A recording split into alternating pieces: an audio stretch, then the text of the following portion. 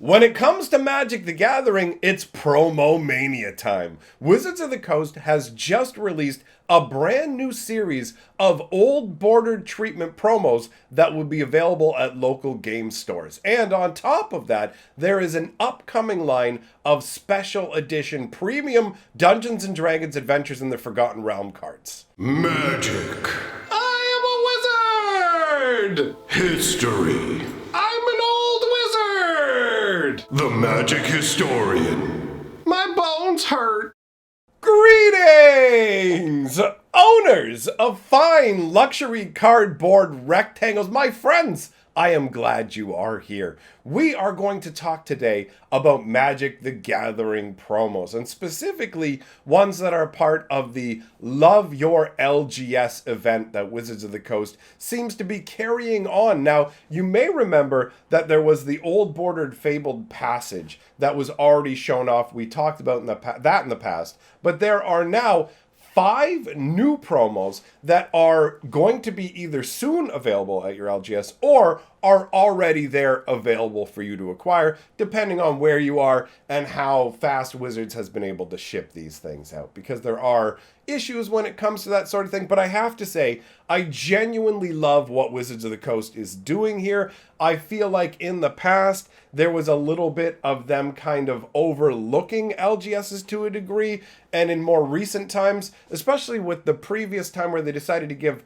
all the stores, here's some mystery boxes, just as a nice way of supporting them. Well, now they have these promos as well that they're sending out to stores, and they exist just to get people involved in events. There aren't particular events you have to play in. These aren't Friday Night Magic promos specifically or anything like that. There's 5 different cards, one for each color, and they'll be available just for engaging with your local game store playing in events. So the stores will have leeway in terms of how to determine giving these promos out. And along with the promos, there's actually an arena code that will give you a Japanese Planeswalker as well. So that is a nice little bit of icing. For me, it's the physical cards that are far more exciting because Arena's not that tangible. But anyways, let us dive in. Take a look, first of all, at these old school promos. Then we'll talk about the Dungeons and Dragons promotion that's going on as well. All right, so the first promo we have is Dig Through Time. I love the way this looks on the old border. Sometimes old border adds to a card, and sometimes when I look at it, it doesn't really do anything for me. But this Dig Through Time, this definitely works for me. So, Dig Through Time is 2 blue and 6 for an instant. It's got Delve. If you're not familiar with Delve, Delve lets you remove X cards from your graveyard as you cast a spell, and it lets you reduce the generic part of the casting cost of the spell by that many mana. So essentially, you can remove up to 6 cards from your graveyard when you cast this spell and reduce the cost of it by up to 6. So you can get it all the way down to costing 2 blue. Not too shabby. And what does it do? Look at the top 7 cards of your library, put 2 of them into your hand, and the rest on the bottom of your library in any order. So if you feed a bunch of cards into your graveyard and then play Dig Through Time, it's literally 2 mana to look at the top 7 cards of your deck, put them into your hand, and at instant speed. This is not a card to wave away as if it's terrible. This is a pretty decent card. And the artwork is interesting too. It shows a mage basically summoning a dragon through time itself.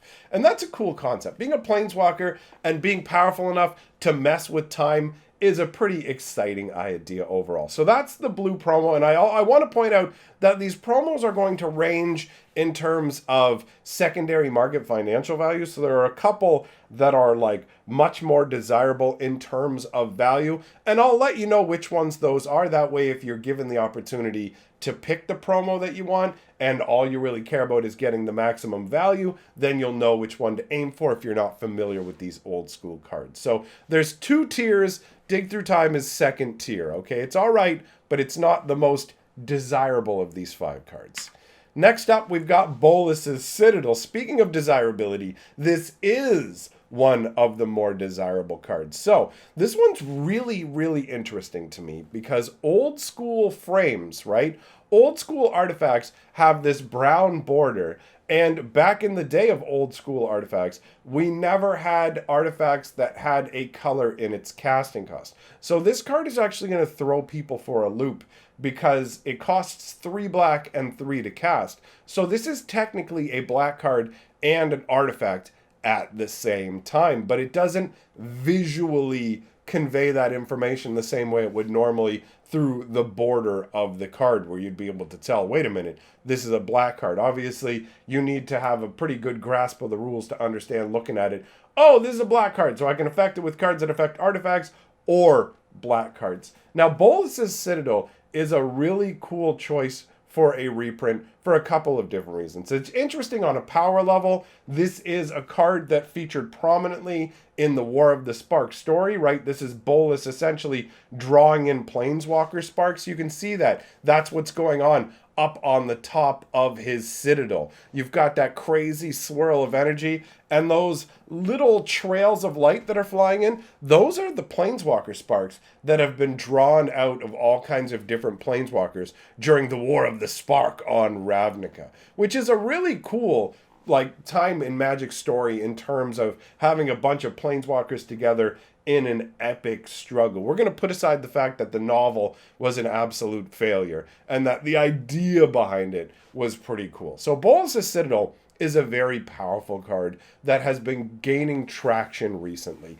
When it first came out, it was kind of overlooked to a degree. Some people tried to make it work in standard, but cards like this shine a little bit more in formats like Commander. So how does it work? You may look at the top card of your library at any time. You may play lands and cast spells from the top of your library. If you cast a spell this way, pay life equal to its mana value rather than pay its mana cost. So obviously, if you're playing something like Commander and you start with an extra crazy amount of life, it's just a bunch of free casts. You're just free rolling right off the top of your deck, right?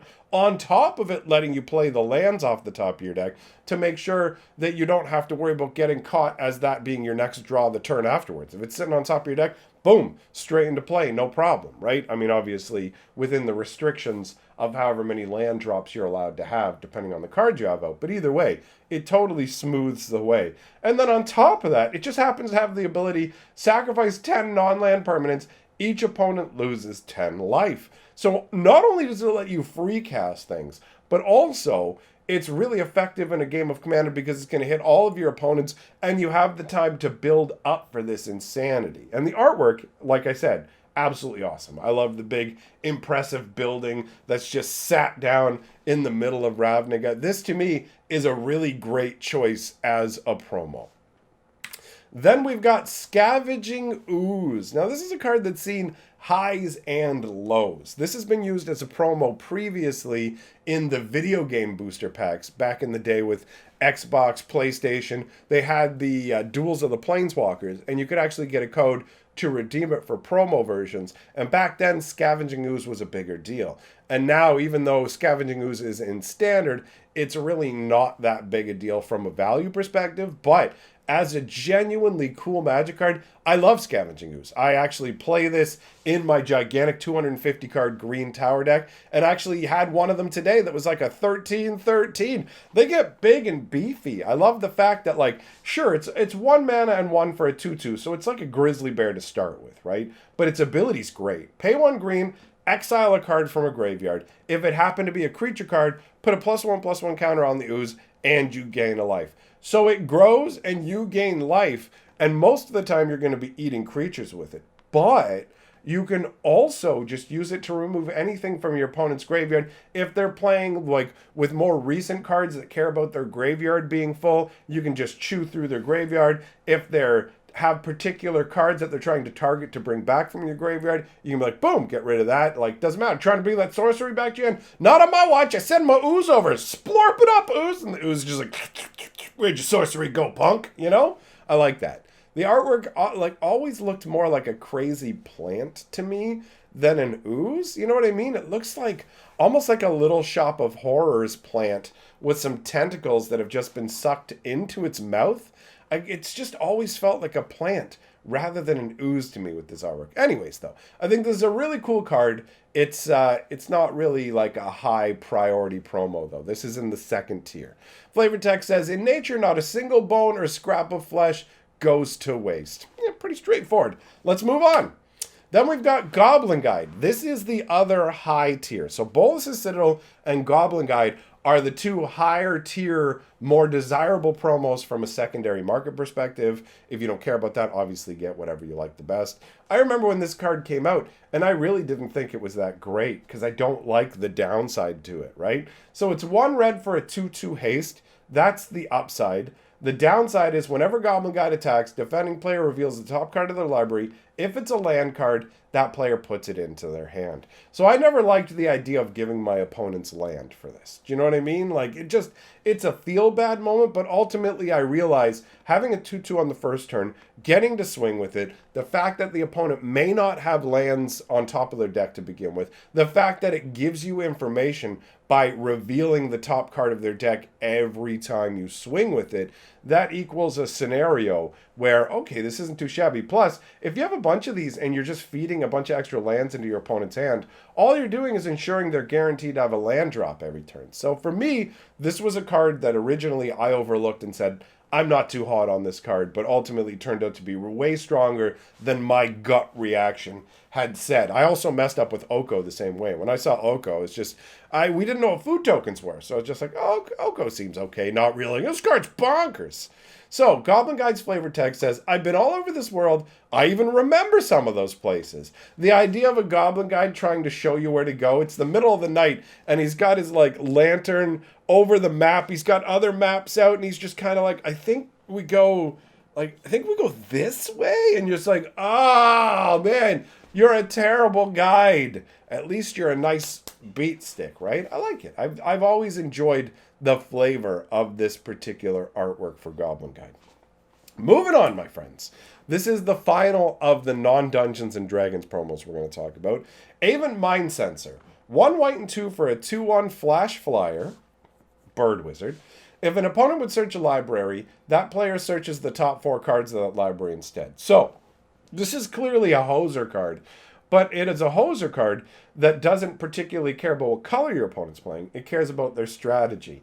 And depending on the format, especially things like Modern, fetch lands, right? This shuts them down mostly. It's like, no, you can look through the top 4 cards for that. And that's really not that many cards. This hobbles search effects without completely shutting them off. So it more cripples them than completely obliterates them. But it's pretty strong. The artwork is, I don't know, I've never really cared for it. You've got this bird wizard who's flying down out of the sky with this staff of light, where he just circles around, and as soon as he sees someone going to search, he goes, no! And he like dive bombs up with his little staff of light, boonks you on the head. You're like, ah! You can only search a little bit. I don't know. It's silly. I mean, it's not like the artwork isn't well done. It just never spoke to me for some reason. So, those round out the 5 promos. Like I said, they will be available at your LGS or may already be available at your LGS. And there's one for every color. The 2 most important ones from a financial perspective are Bolus Citadel and the Goblin Guide. The other 3 actually are roughly all on pretty much the same level. And the Bolus and Goblin Guide are roughly on the same level. So hopefully that information helps you. I know I don't normally cover financial stuff, but I figured I'd toss it in as a side note. Now, let's talk about this Tiamat with the big old Dungeons & Dragons ampersand on it. You might not have noticed it right away at first, but clearly there is the big old and symbol from Dungeons & Dragons, where you've got the ampersand that's actually a dragon's sinuous body curling around, and it's breathing fire. And that is actually, and whoever designed that as the concept for the ampersand, that's absolutely amazing. So, here's how these promos work.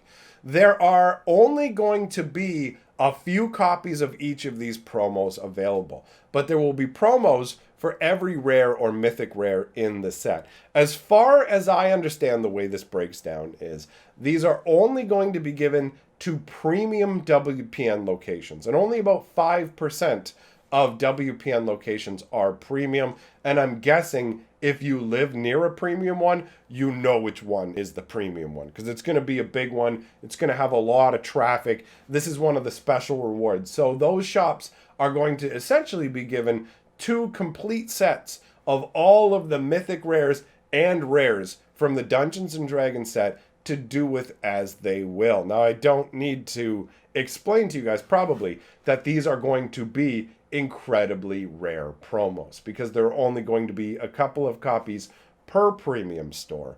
Premium stores only make up 5%, the top 5% of LGSs, and especially with what's happened in the world, there are only a few thousand LGSs out there. I don't know if you realize that, but when it comes to WPN LGSs, we only have a few thousand for the entire world.